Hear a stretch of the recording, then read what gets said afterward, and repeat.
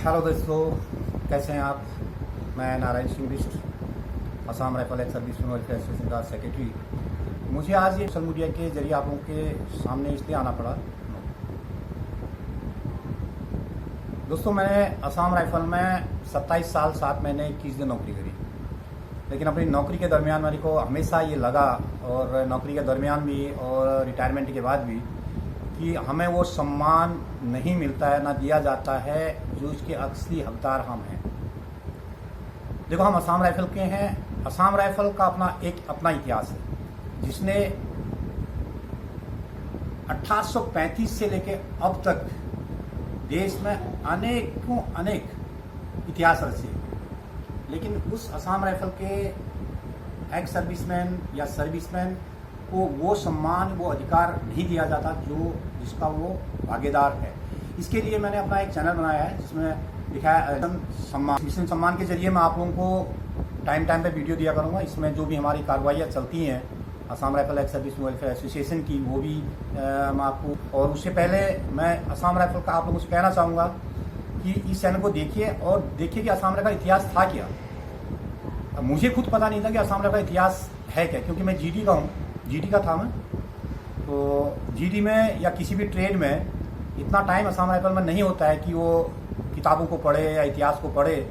हालांकि असम राइफल में हर वर्ष लाखों रुपये के हिसाब से किताब पब्लिश होती हैं, लेकिन वो एक कभी रिक्रिएशन रूम में या ऑफिसर क्लब में, जेसीओ क्लब में सजा दी जाती है। उसको कोई न पढ़ता है, न किसी के पास टाइम होता है, और न टाइम कोई यूनिट अपने सिपाही को देती है, न कभी कोई ऐसी ब्रीफिंग होती है कि इसका इतिहास क्या था। जवान भर्ती हुआ, उसके बाद वो नॉर्थ ईस्ट में गया, ट्रेनिंग करी, शायद सारी जिंदगी उसने सीआई ऑपरेशन की लड़ाई लड़ी। रिटायरमेंट के बाद वो क्या पढ़ेगा इतिहास, क्योंकि सारी जिंदगी उसको सीआई लड़ना है। सीआई लड़ने के लिए वो जब ट्रेनिंग करके यूनिट जाता है, यूनिट से बाहर निकलता है, तो यूनिट से जो वापस जब अपना ड्यूटी करके आता है तो गेट पे ही उसे दूसरी ड्यूटी में भेज दिया जाता है। तो उसको टाइम कहाँ है बेचारे के पास। तो मैंने सोचा कि इस चैनल के माध्यम से मैं आप लोगों को असम राइफल का सारा इतिहास, मैं अपने मन से कोई इतिहास नहीं बना रहा हूँ, मैं यही इतिहास बताऊंगा जो असम राइफल के से पब्लिश हुआ है। तो देखिए असम राइफल का इतिहास था क्या और हम किस कगार में हैं। आज असम राइफल अपना वजूद खोने की कगार में है। क्यों? इसलिए कि जो ब्यूरोक्रेट्स और जो नीति निर्माता, जो अधिकारी जो भी बैठते हैं, चाहे मिनिस्ट्री ऑफ डिफेंस के हों, चाहे मिनिस्ट्री ऑफ होम के हों, उनको असम राइफल से कोई लेना देना नहीं होता है। वो ज़मीनी हकीकत जानते नहीं हैं। हाँ, अगर ज़मीनी हकीकत जानते हैं तो जो आर्मी ऑफिसर असम राइफल में डेपुटेशन में आते हैं तो उनको उससे मतलब नहीं होता है, क्योंकि वो 2 साल, 2.5 साल, 3 साल के लिए आते हैं। वो अपना ट्रेनर पूरा करके, उनकी नज़र सिर्फ असम राइफल से लेना, पुरस्कार लेना ही रहता है एकमात्र। असम राइफल सिपाही के बारे में का वेलफेयर सोचना उनका मकसद नहीं होता। उनका मकसद सिर्फ रहता है कि कैसे उनको यहाँ से असम राइफल से ड्यूटी करवा के तो वो पुरस्कार हासिल करें, और जो कि उनके आने वाले फ्यूचर में प्रमोशन में उनके लिए सहायक साबित हो। तो दोस्तों, ये असम राइफल का इतना पुराना इतिहास,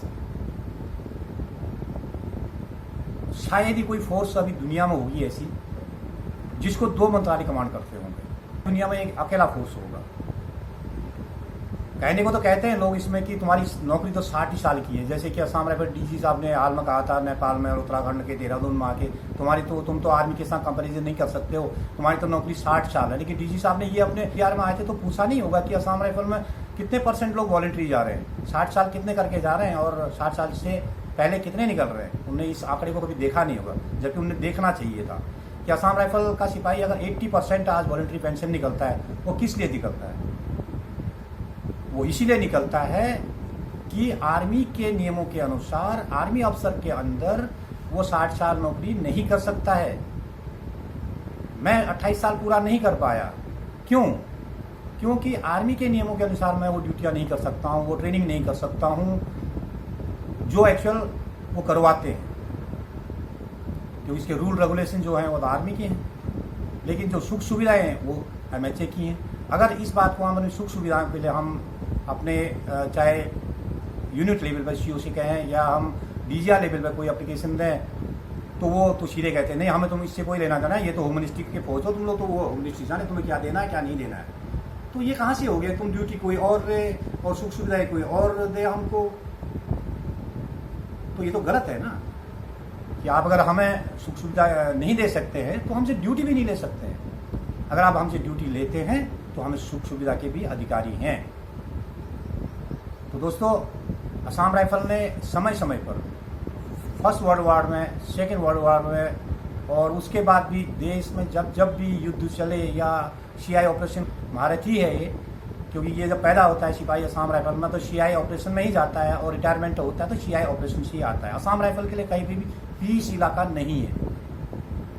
हिंदुस्तान में एक ऐसी फौज है जो लाइफ टाइम, होल लाइफ वो CI में रहती है। देखो, ये नजर नहीं जाती है कि असम राइफल सिपाही को कितना परेशान है, कितना दुखी है वो, किस हालातों में वो जीता है, उसके बच्चे कहाँ हैं, उसका परिवार कहाँ है, और रिटायरमेंट आने के बाद उसको क्या सुख सुविधाएं देती है सरकार। हमें देखो, यहाँ एक्स सर्विस की सुविधा नहीं है। मैं 2017 मार्च में रिटायरमेंट हुआ था, तो मैंने भी जॉब के लिए यहाँ पर अप्रोच किया था। उत्तराखंड में उपनल एक संस्था है, तो उस पर अप्रोच किया था, लेकिन पता चला कि नहीं, तो तुम तो असम राइफल को, तुम कोई ऑथराइज नहीं है, लागू नहीं है, क्योंकि तुम एक्स सर्विस के दायरे पर नहीं आते हो। अभी लो, सारी जिंदगी मैंने आर्मी के अफसरों के नीचे नौकरी करी, वहाँ तो सब कुछ मेरे लिए ठीक है, और घर आके मुझे कहते तुम तो आर्मी के दायरे पे आते, इस दायरे पे आते ही नहीं हो, अच्छा के दायरे पे। ये कौन सा नियम हो गया? ये शोषण है नहीं, हमारे अधिकारों का शोषण है ना। तो इस पे सरकार के नजर नहीं जाती है, क्योंकि जो नीति निर्माता है उनको जमीनी हकीकत नहीं पता है, और जो उसको कमांड करते हैं उनको हमसे कोई लेना देना नहीं है, उनको असम राइफल से लेना देना नहीं है। असम राइफल का इतना बड़ा इतिहास है, उसको कोई नहीं पढ़ते हैं, क्यों? वो क्या करना है वो पढ़ के? उनको तो 2 साल, 2.5 साल, 3 साल के लिए आए, उसके बाद गए। असम राइफल तू जैसी रहे, हम तो गए, अगर कहीं पर अच्छा मौका मिला तो 2 बार, 3 बार, 4 बार भी आते हैं। लेकिन असम राइफल इन्फेंट्री की नौकरी करती है, सबको पता है इन्फेंट्री की नौकरी क्या होती है। तो अब इसमें कोर के अफसर आके कमांड करने शुरू कर दिए। तो ये तो असम राइफल की आज हालत है। तो जो इतिहास है, वो इतिहास को बरकरार रखने के लिए मैं आप लोगों को जानकारी देना चाहूँगा इस इतिहास के, असम राइफल के इतिहास की, कि असम राइफल का इतिहास क्या था, अब क्या बनने जा रहा है। और लोग कहते हैं हमको इसमें तुम नेतागिरी कर रहे हो, तो हमको नेतागिरी करने का मौका किसने दिया? आप लोगों ने दिया। आप अगर हमसे नौकरी करवाते हो, मुझे ड्यूटी करवाते हो, तो हमें सुख सुविधा दो, हम नहीं करेंगे नेतागिरी। आप अपने सिपाही को ढूंढो, आपके एक्स सर्विस मैन कहाँ हैं, आपके वीर बधुई कहाँ हैं, ढूंढिए उनको। तुम लास्ट मोमेंट में जब याद आती है, जब हम ढूंढ के बताते हैं आपको, आप कहते हो हमसे नेतागिरी कर रहे हैं। साहब, नेतागिरी करना इतना आसान नहीं है। फौज में एक नियम होते हैं, डिसिप्लिन के अंदर आप कुछ भी जवान से करवा सकते हो, ठीक है, वहाँ आपके बंधन में रहता है। आप घर आके देखो, एक किसी भी आदमी कोई बात कह के देखो, तो उसको 10 आदमी को तुम इकट्ठा करके देखो कैसे होती है नेतागिरी। गलत बात है। आप ढूंढिए अपने सिपाही को, अपने सिपाही का वेलफेयर देखिए, तो शोषण मत कीजिए उसका, उसके जो अधिकार हैं उनको दिलाइए उसको। आपकी जेब से कुछ नहीं जा रहा है। भारत सरकार को बताइए कि नहीं, ये परेशानियां हैं, इनको रियल में ये परेशानियां हैं। ये देखिए, किसी की नहीं पड़ी है। 3 बार पोस्टिंग आते हैं, कैप्टन से लेकर जनरल तक के पोस्ट पर आते हैं, लेकिन उनसे कोई लेना देना नहीं है।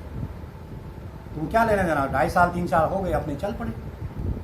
बड़ी विडंबना है, बड़ी दुर्भाग्य है असम राइफल का, जो आज ये दोहरी चक्की में पीछा जा रहा है। असम राइफल का सिपाही, असम राइफल का, उसके अधिकार का हनन किया जा रहा है, उसका दमन किया जा रहा है, जो कि नहीं होना चाहिए।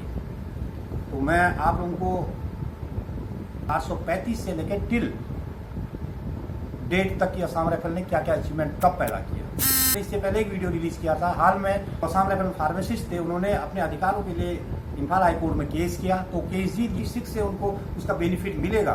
कुछ क्यों नहीं होता है, कुछ जरूर होता है, लेकिन उसके लिए कुछ करना पड़ता है।